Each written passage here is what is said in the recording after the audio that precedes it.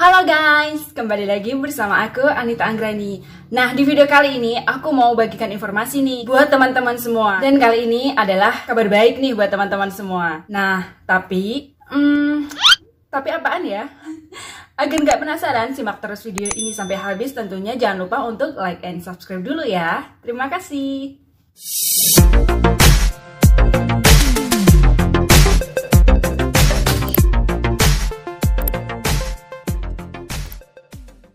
Oke guys, kali ini memang benar-benar banyak berita tentang kapan Taiwan dibuka lagi untuk pekerja migran, kapan TKI bisa masuk ke Taiwan, seperti itu ya. Sekarang ini lagi panas-panasnya nih, media sosial banyak yang memberitakan kapan Taiwan buka untuk pekerja migran, seperti itu ya. Dan banyak juga yang bertanya sama aku, untuk pembukaan pekerja migran di Taiwan ini pertengahan atau bulan akhir November dibuka, seperti itu ya. Pokoknya intinya banyak pertanyaan-pertanyaan gitulah ya. Dan juga ada yang DM juga, ada yang inbox ke aku. Nah, kemarin itu aku memang udah mendengar infonya gitu teman-teman, dari berita sosial media, entah itu dari artikel atau dari para vlogger gitu ya. Dan untuk memastikan pagi ini, aku itu sebenarnya aku udah tanya dari kemarin, cuma dari beliau belum ada jawaban. Jadi ya aku tenang-tenang aja, belum buat video gitu ya teman-teman. Berhubungan udah dapat informasi nih dan juga udah ada jawaban, kali ini aku mau share nih, banyak yang bertanya kapan Taiwan dibuka dan juga tentang vaksinasi nih, terutama yang banyak bertanya sama aku ya, vaksin Pfizer boleh masuk enggak? Sinovac boleh masuk enggak? Sinopharm gimana nih gitu ya. Jadi di video kali ini aku akan bahas tentang vaksin dan juga kapan Taiwan dibukanya. Oke teman-teman, jadi ada informasi bahwa Taiwan akan dibuka kembali untuk pekerja migran. Dan pembukaan kali ini bisa dari pekerja migran dari sektor informal dan juga sektor formal. Jadi dua-duanya, dari pekerja pabrik maupun rumah tangga bisa masuk ke Taiwan ya teman-teman. Tapi dibagi dua gelombang. Pemasukan pekerja migran akan dibagi menjadi dua gelombang, yaitu gelombang pertama diprediksi akan dibuka di bulan November pertengahan dan sampai 14 Desember 2021. Nah, teman-teman, jadi pertengahan di bulan November ini dan pembukaannya itu hanya sampai 14 Desember 2021 dan berhenti, ditutup lagi karena berhubungannya dengan mendekati hari raya kalender lunar pada bulan Januari akhir. Nah, bulan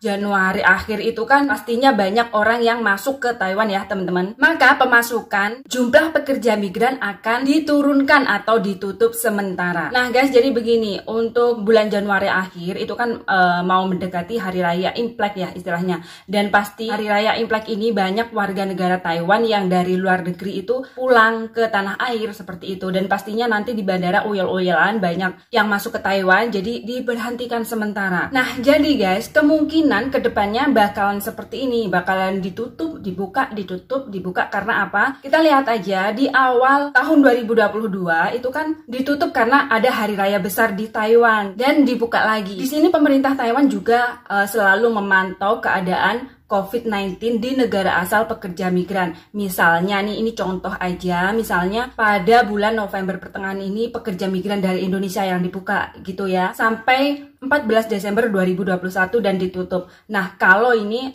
COVID-19 di Indonesia masih stabil, masih menurun, masih baik gitu ya, nanti bakalan lanjut.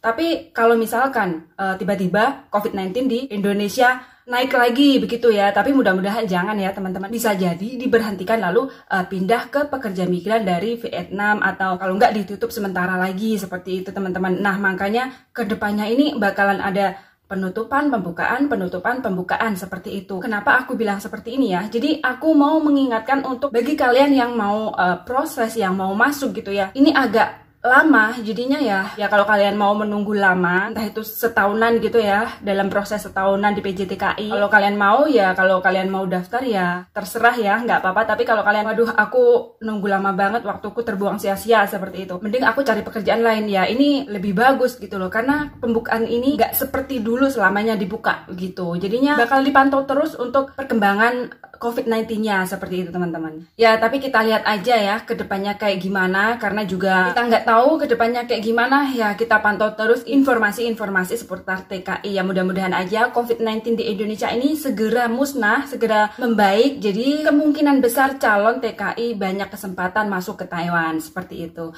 Nah oke, sekarang lanjut ke informasi selanjutnya. Tadi kan aku bilang ditutup sampai tanggal 14 Desember 2021 ya. Dan untuk gelombang kedua akan dibuka lagi mulai tanggal 15 Februari 2022. Nah ini kan tanggal 15 Februari kayak Imlek itu udah lewat ya teman-teman. Jadi dibuka kembali masuknya pekerja migran. Nah di sini pemerintah Taiwan selalu memantau negara asal pekerja migran, entah itu dari Indonesia, Filipina, Vietnam, Thailand gitu ya. Pandeminya COVID-19 kayak gimana? Kalau masih stabil, jadi bisa lanjut untuk mengambil pekerja migran dari Indonesia misalnya. Jadi buat teman-teman yang di Indonesia, ini aku kasih tahu ya, aku sarankan tetap menjaga pencegahan penularan COVID-19. Kalau keluar pastikan pakai masker dan cuci tangan agar virusnya itu nggak menular kemana-mana. Kalau nyebar bahaya gitu ya. Jadi harus jaga jarak, pakai masker pastinya, oke? Jadi kalau teman-teman menjaga penyebaran COVID-19 ini agar nggak menyebar, insya Allah Indonesia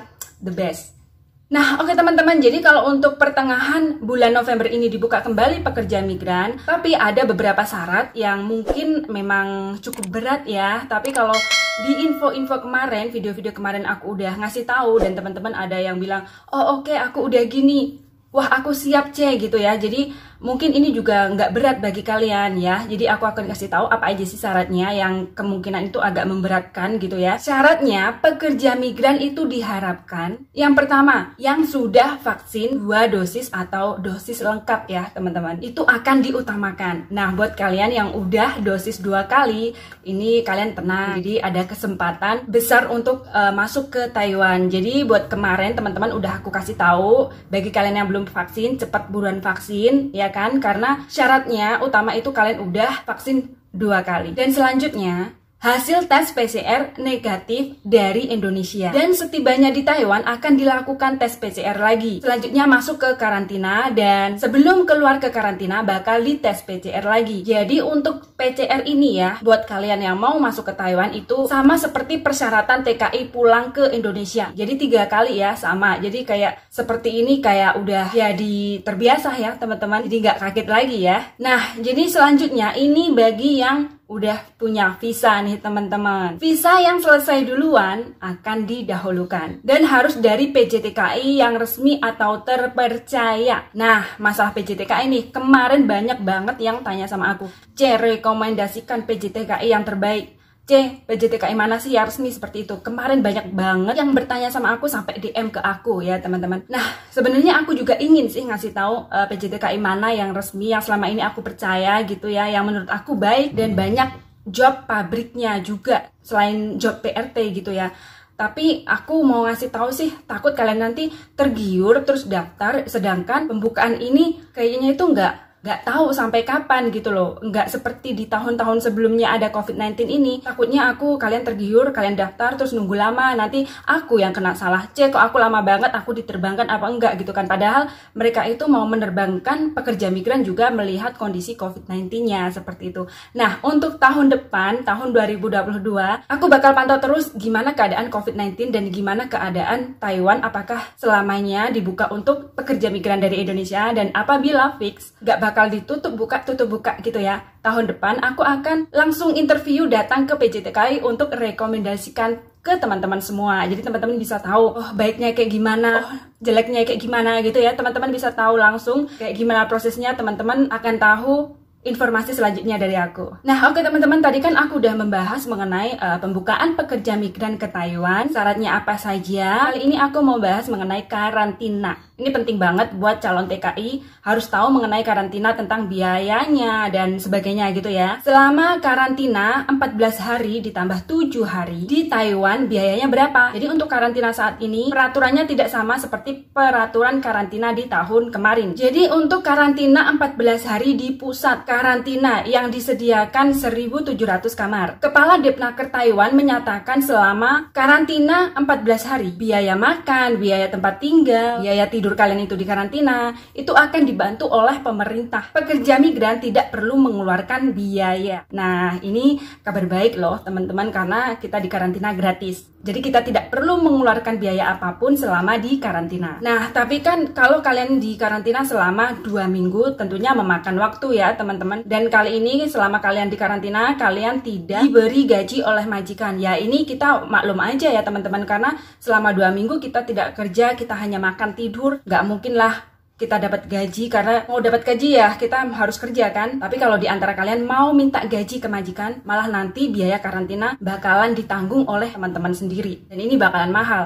Jadi ya ikutin aja aturannya ya teman-teman. Oke, sekarang lanjut. Nah, saat isolasi mandiri, majikan harus tetap menggaji pekerja migran. Dan majikan seharusnya membayar asuransi kesehatan pekerjanya. Nah, untuk ini kalau kalian udah sampai di Taiwan, nanti bakalan tahu deh. Agensi juga udah ngasih tahu ke teman-teman semua ya, kalau setibanya di Taiwan nanti. Dan kali ini kita mau membahas mengenai vaksinasi. Ini nih yang ditunggu oleh teman-teman. Jadi karena banyak banget yang bertanya sama aku mengenai vaksinasi, kali ini aku mau ngasih tahu ya sama teman-teman, apakah vaksinasi Sinovac, Pfizer, dan juga Sinopharm itu diakui sama Taiwan. Apakah vaksin tersebut bisa masuk ke Taiwan, seperti itu ya. Nah, jadi vaksinasi yang aku sebutkan seperti Sinovac, Sinopharm, dan juga Pfizer, vaksin ini diakui oleh WHO. Jadi meskipun Taiwan belum mengakui vaksin ini, yang aku sebutkan tadi, yang pakai vaksin ini boleh masuk ke Taiwan teman-teman. Jadi boleh ya. Nah, buat teman-teman yang dakdikdukder, yang penasaran, udah aku jawab. Nah, selanjutnya di sini dihimbau pemerintah Indonesia, diharapkan pemerintah negara asal pekerja migran atau agensi melakukan protokol kesehatan yang ketat, termasuk saat